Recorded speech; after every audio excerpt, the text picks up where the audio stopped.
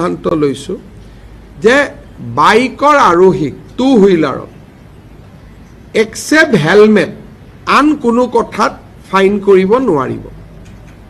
অকল helmet নিপিন্ধিলে fine হ'ব, বাকী আৰু কাগজ নাই পত্ৰ নাই এইবিলাকত যিটো ফাইন কৰে সেই ফাইনটো আৰু এতিয়াৰ পৰা নকৰিব।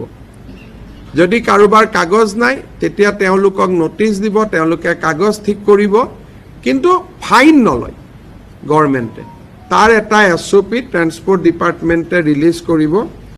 আজি কেবিনেটত আমি দুটা সিদ্ধান্ত লৈছোঁ যে বাইকৰ আৰোহীক টু হুইলাৰত এক্সেপ্ট হেলমেট আন কোনো কথাত ফাইন কৰিব নোৱাৰিব।